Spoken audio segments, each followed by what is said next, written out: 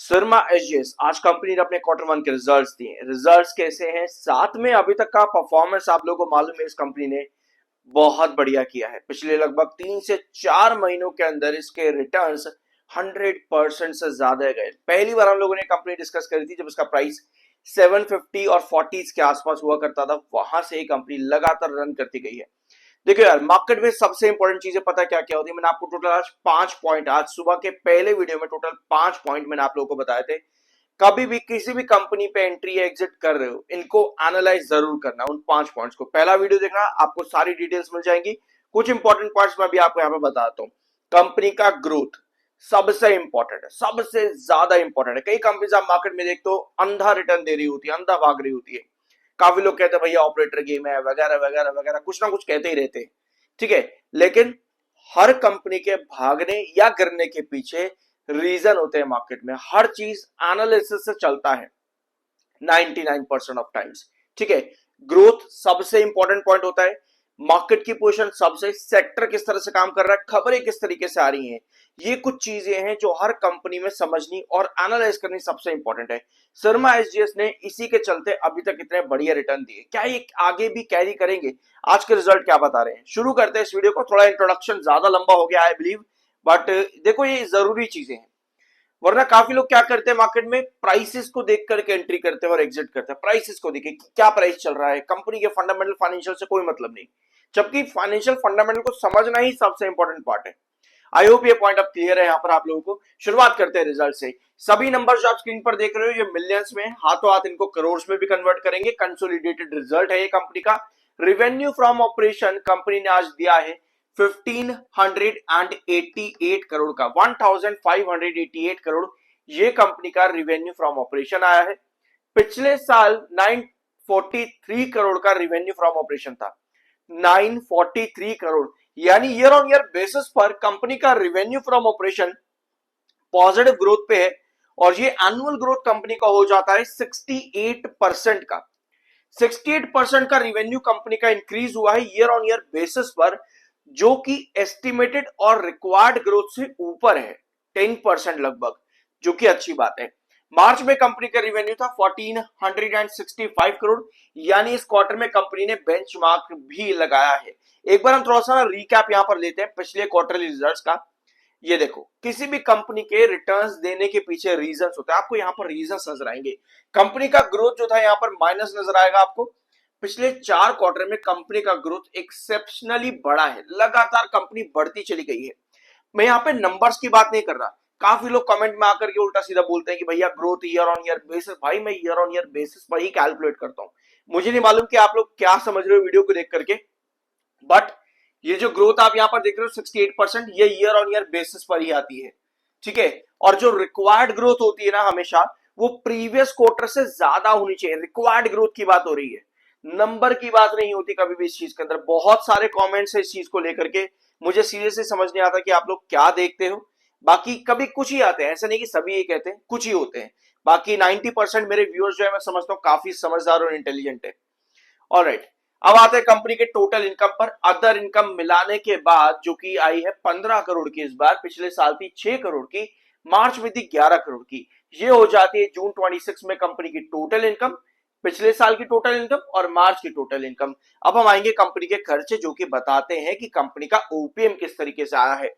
कितना है कंपनी का एक्सपेंस? 1462 करोड़ का, पिछले साल 892 करोड़ का था, और मार्च में 1325 करोड़। तो कहीं ना कहीं देखो, मुझे ऐसा लग रहा है कि कंपनी के एक्सपेंसेस का जो डिफरेंस है वो अभी भी उतना ही है, कोई बहुत बड़ा डिफरेंस में चेंज नहीं है। अगर देखो एक्सपेंसेस ज्यादा बढ़ जाते हैं तो क्या होता है, ओपीएम गिर जाता है। और अगर ओपीएम गिर गया ना, तो कंपनी के प्रॉफिट्स ड्रॉप करते हैं। और अगर प्रॉफिट्स ड्रॉप कर गए, दैट मींस प्रॉफिट अगर मान लो बढ़ गए, ओपीएम गिरने के बाद भी कंपनी के अगर प्रॉफिट बढ़ते हैं, तो उसके पीछे कहीं ना कहीं एक्सेप्शनल आइटम होगी या फिर कंपनी का डेफर्ड टैक्स होगा। ठीक है, अभी कंपनी का जो एक्सपेंस का डिफरेंस है इन कंपैरिजन विद रेवेन्यू, पिछले साल और क्वार्टर ऑन क्वार्टर बेसिस सब मिला करके डिफरेंस अभी भी बराबर है, कोई बड़ा डिफरेंस यहां पर नहीं आया है। अगर ये पॉइंट क्लियर है तो सब्सक्राइब कर देना और चैनल पर और कमेंट बॉक्स में यस में लिख देना। प्रॉफिट बिफोर टैक्स ये है कंपनी का 140 करोड़ का इस बार जून में, पिछले साल 67 करोड़ का था। यानी अभी तो कंपनी दिख रही है 100% प्लस ग्रोथ के अंदर। मार्च में 150 करोड़ का कंपनी का प्रॉफिट था। यहां नजर आ रहा है कि कंपनी का प्रॉफिट बिफोर टैक्सेस में 10 करोड़ बढ़ रहा है क्वार्टर ऑन क्वार्टर बेसिस, मतलब कि कम हो रहा है इस बार जून के क्वार्टर में इन कंपैरिजन विद मार्च। लेकिन हम ईयर ऑन ईयर बेसिस पर देखते हैं, बिल्कुल वही पॉइंट पर स्टिक रहेंगे। एक्सेप्शनल आइटम से पिछले क्वार्टर यानी मार्च क्वार्टर में कंपनी का प्रॉफिट था अराउंड 1 करोड़ के आसपास, कोई बड़ा डिफरेंस यहां पर नहीं है। 140 इस बार कंपनी का प्रॉफिट बिफोर टैक्स आया है। टैक्सेस काटने के बाद में प्रॉफिट आफ्टर टैक्सेस ये है कंपनी का अराउंड 105 करोड़ का, 105 करोड़ का ये है कंपनी का profit at the end net profit. पिछले साल ये था 49 करोड़ पे, यानी 111%, 111% का एनुअल ग्रोथ कंपनी ने लगभग दिया है इस बार ईयर ऑन ईयर बेसिस पे। वेराज मार्च में कंपनी का प्रॉफिट 119 पर था, quarter on quarter basis company का प्रॉफिट 14 करोड़ गिरा है, per year on year basis पर रिक्वायर्ड ग्रोथ से कंपनी का profit growth percentage year on year basis पे बहुत बढ़िया बढ़ा है। तो ओवरऑल आई बिलीव ये रिजल्ट एक्सेप्शनली ब्रिलियंट है। कंपनी जो स्ट्रीक यहां पर लगातार चलाती हुई आ रही थी वो कंटिन्यूसली देखने को मिल रही है। अब एक सवाल आता है, क्या इस रिजल्ट के बाद तेजी मिलेगी? कई बार रिजल्ट अच्छे होते हैं लेकिन स्टॉक में गिरावट आ रही होती है, ये इन्वेस्टर्स को चीज बड़ी परेशान करती है। ध्यान समझना, कोई भी कंपनी का रिजल्ट हमेशा पॉजिटिव है या नेगेटिव है, वो आपको यही इंडिकेट करेगा कि भैया पॉजिटिव है तो तेजी आएगी, खराब है तो गिरेगा। लेकिन वो तेजी कब, ये सबसे इंपॉर्टेंट चीज है। अभी आपने देखा है कंपनी ने आज के क्वार्टर में भी स्ट्रीक को कंटिन्यू किया, पिछले 4 क्वार्टर में लगातार कंपनी स्ट्रीक कंटिन्यू कर रही है। क्या ये इंडिकेट करता है कि तेजी आएगी? ऑलरेडी हमको एक बड़ा मोमेंटम दे चुका है स्टॉक, 750 रुपए से लगभग 1400 प्लस तक के रिटर्न्स कंपनी ने अभी तक दिए हैं। क्या आगे भी कैरी करेगा? इस सब के पीछे क्या क्या पॉइंट्स आता है, मैंने वीडियो की शुरुआत में आपको टोटल 4 पॉइंट बताए थे, ठीक है, जिसमें सबसे इंपॉर्टेंट है मार्केट। क्या मार्केट इन रिजल्ट्स को डायरेक्शन देगा अपसाइड की? समझ रहे हो? क्योंकि भैया सबसे इंपॉर्टेंट रोल प्ले कौन करता है मार्केट के अंदर? खुद मार्केट। वही बताता है कि भैया यहां से कितना पोटेंशियल है। कोई भी कंपनी के अच्छे रिजल्ट वो कंपनी के फंडामेंटल फाइनेंशियल्स में इंप्रूवमेंट दिखाते हैं, और अगर वो इंप्रूवमेंट एक वॉलेटाइल मार्केट में भी बढ़ रही है, कहीं ना कहीं चीज इंडिकेट करती है कि इन अ लॉन्ग रन चीजें बढ़िया दिखेंगी, इन अ लॉन्ग रन चीजें पॉजिटिव बन सकती हैं, क्योंकि फंडामेंटल फाइनेंशियल्स पर वो पॉजिटिव इंपैक्ट डालेंगे। भले ही वॉलेटाइल मार्केट है, वॉलेटाइल मार्केट में कई बार पॉजिटिव रिजल्ट भी नेगेटिव इंपैक्ट दे जाते हैं। समझ रहे हो इस पॉइंट को? आई गेस ये पॉइंट भी क्लियर होगा यहां पर, ठीक है। अब आते हैं आपके चार्ट्स के ऊपर, थोड़ा सा यहां पर चार्ट एक बार समझ लेते हैं।